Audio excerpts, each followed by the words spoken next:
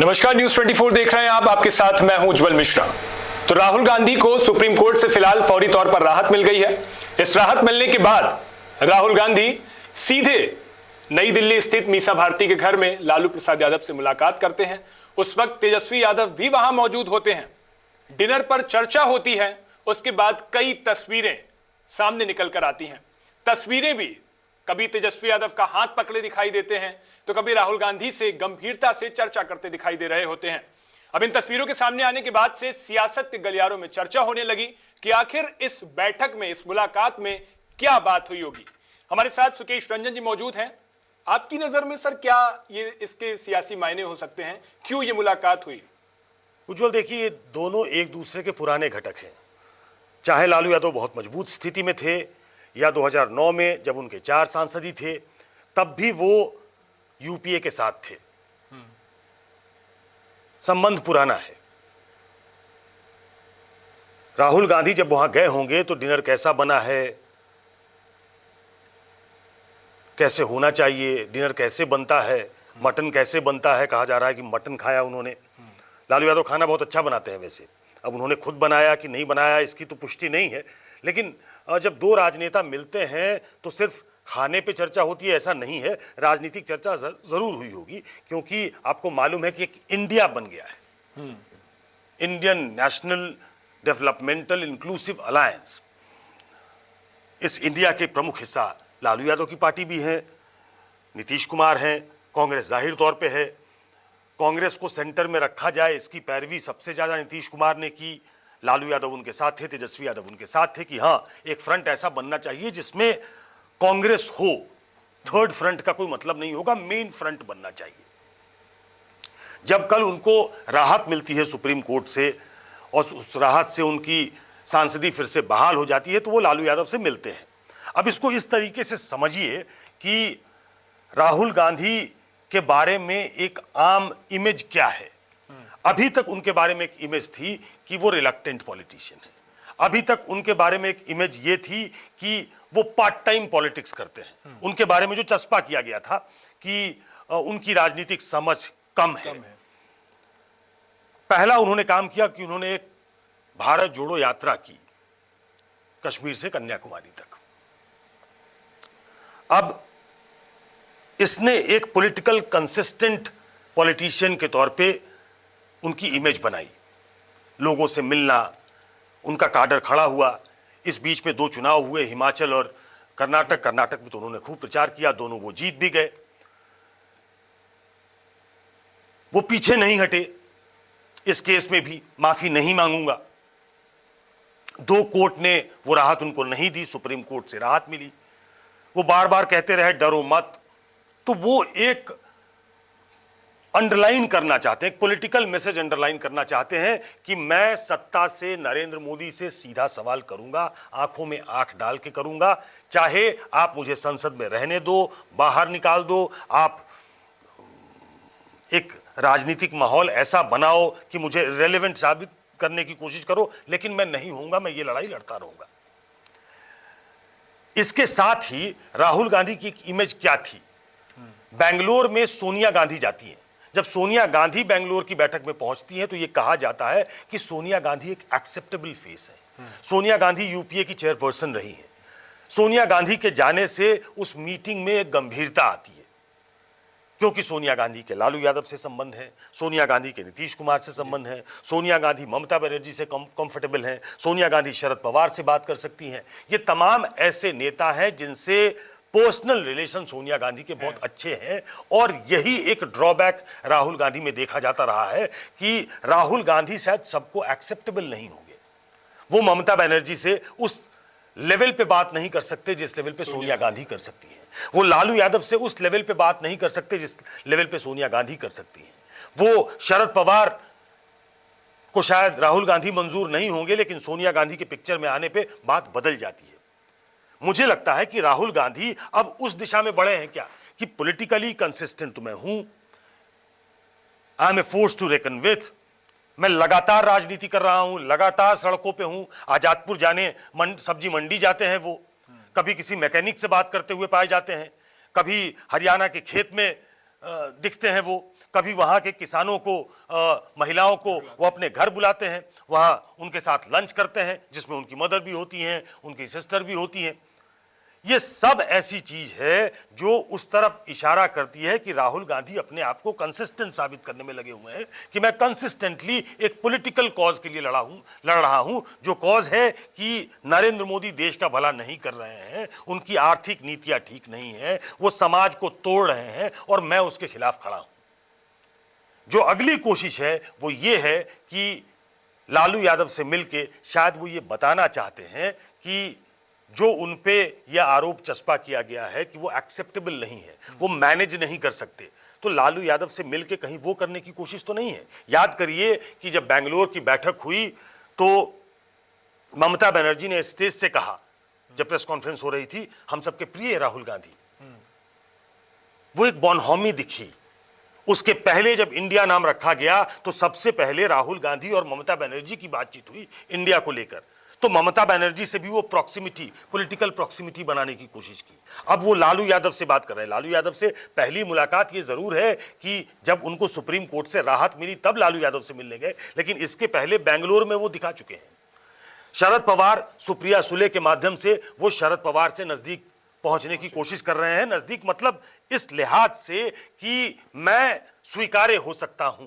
स्वीकार इस मामले में नहीं कि मैं प्रधानमंत्री पद का उम्मीदवार बनूंगा, स्वीकार इस नजरिए से कि उनको राजनीति में गंभीरता से लिया जाए, स्वीकार इस नजरिए से कि मैं उस पॉलिटिकल डिस्कोर्स का हिस्सा रहूं जिसमें तमाम बड़ी पॉलिटिकल पार्टियां हैं। 26 पार्टियों का एक जमावड़ा हुआ था, अब वो 31 और 1 तारीख को मुंबई में होना है। तो क्या वो अपनी एक्सेप्टेबिलिटी बढ़ाना चाहते हैं? क्या वो एक गंभीर पॉलिटिशियन की तरह दिखना चाहते हैं कि जब भी कोई ऐसा मुद्दा आएगा तो सोनिया गांधी की जरूरत नहीं होगी चीजों को मैनेज करने के लिए, वो उसके लिए काफी है? सोनिया गांधी बैक स्टेज ले चुकी हैं। सोनिया गांधी बहुत दिन के बाद किसी पॉलिटिकल जलसे में हिस्सा लेने गई, जबकि बेंगलोर में बैठक थी।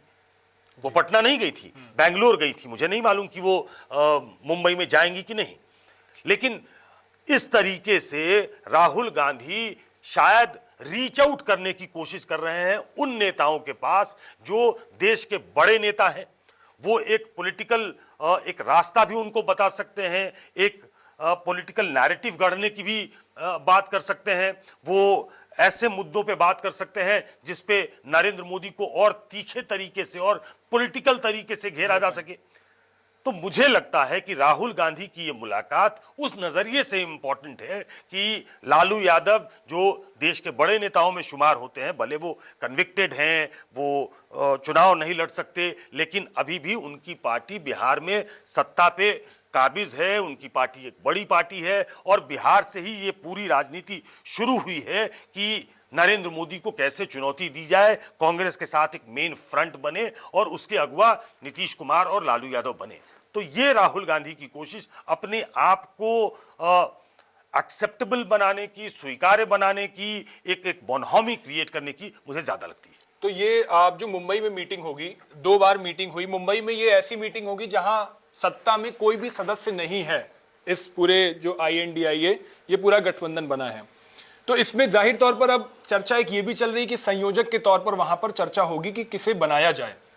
तो ये भी हो सकता है कल मुलाकात हुई हो लालू यादव और राहुल गांधी के बीच कि संयोजक का पदभार किसे दिया जाए। मुझे लगता है कि थ्रेड बेयर चर्चा इस पे मुश्किल है सिर्फ 2 पार्टियों के बीच।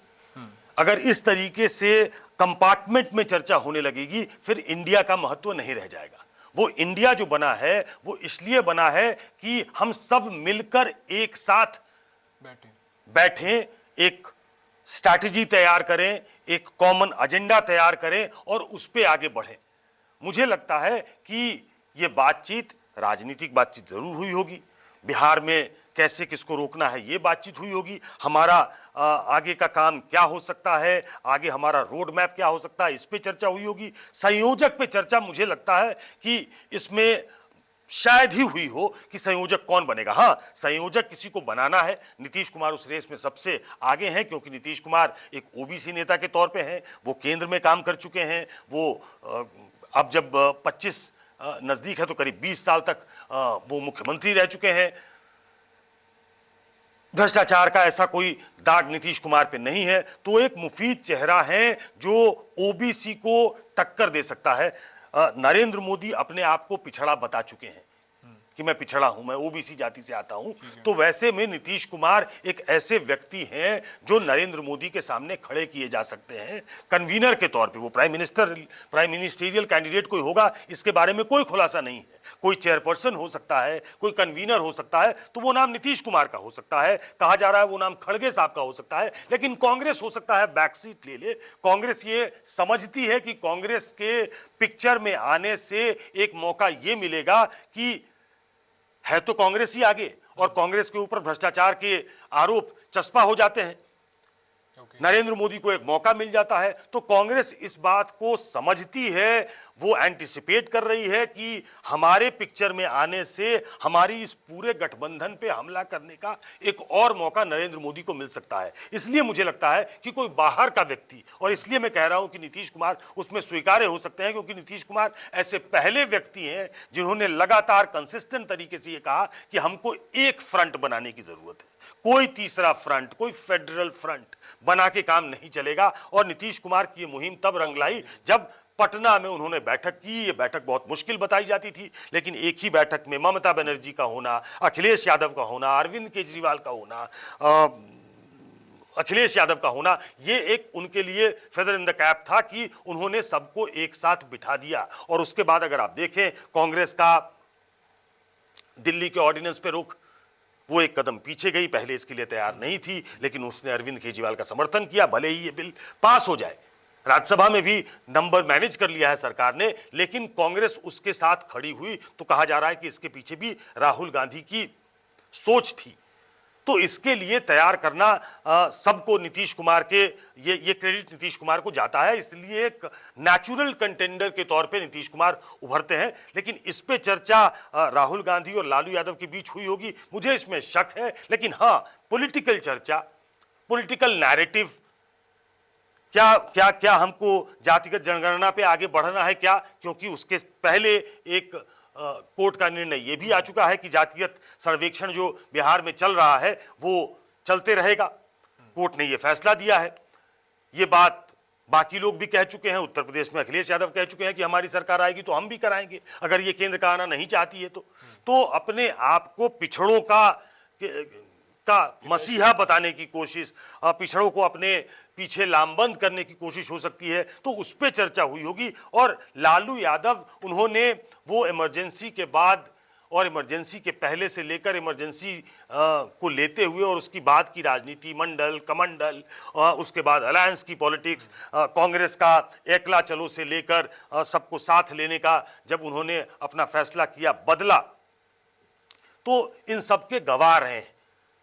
तो एक rich political experience Lalu Yadav का है। मुझे लगता है कि वो आपस में शेयर किया होगा, लालू यादव को थोड़ा गाइड किया होगा। मुझे लगता है कि ये मुलाकात यही तक। अब लालू की जब बात हो रही है सर, और इस सब पे चर्चा हुई, तो मैं चाह रहा हूँ, एक दबी जुबान में ये भी चर्चा चल रही है कि हो सकता है संयोजक लालू प्रसाद यादव को ही बना दिया जाए, क्योंकि जिस तरह से अभी उनकी एकदम एक्टिव हुए हैं वो कई सारे वीडियो। मैं आपको बीच में ही रोकता हूँ, लालू यादव के कन्वीनर बनने की चर्चा इसलिए नहीं हो सकती क्योंकि लालू यादव एक कन्विक्टेड व्यक्ति है। लालू यादव चारा घोटाले में कन्विक्टेड है, वो सजा याफ्ता है, वो बेल पे बाहर है। ऐसे किसी व्यक्ति को किसी भी गठबंधन का जिसका नाम अपने इंडिया रखा है, और इंडिया इसलिए रखा है कि हम पे हमला करने में जो हमारे विपक्षी हैं, जो हमारे पॉलिटिकल एडवर्सरी हैं, उनको दिक्कत होगी।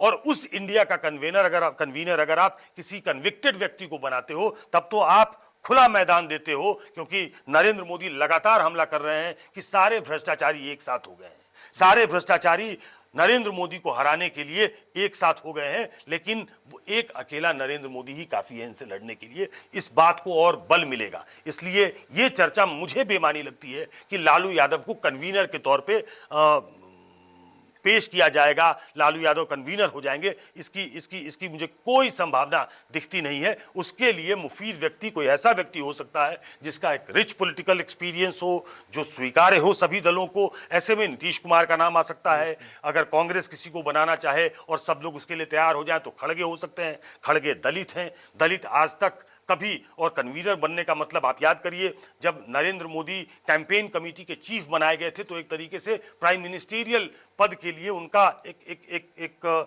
प्रोजेक्शन हो गया था। उसी समय लोग समझने लगे थे कि यही आदमी प्रधानमंत्री बनेगा। वो बाद में प्रधानमंत्री पद के उम्मीदवारों ने, पहले गोवा में उनको चेयरमैन बनाया गया था कैंपेन कमेटी का। कन्वीनर बनना एक मैसेज होगा, एक संदेश होगा कि ये व्यक्ति लीड करने वाला है क्या।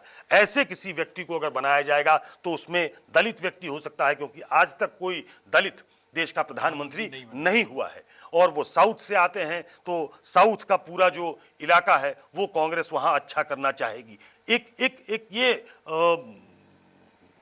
स्पेकुलेशन हो सकता है, लेकिन वो एक मुफीद व्यक्ति हो सकते हैं। उन पे वो 9 बार एमएलए रह चुके हैं, दोनों सदन के नेता रह चुके हैं संसद में, तो वैसे में उनका नाम हो सकता है, नीतीश कुमार का नाम हो सकता है, कोई तीसरा व्यक्ति और भी हो सकता है कि जिसको बना दिया जाए, लेकिन जिस पे भ्रष्टाचार के दाग न हो, जो भ्रष्टाचार पे कहीं दूर दूर तक लालू यादव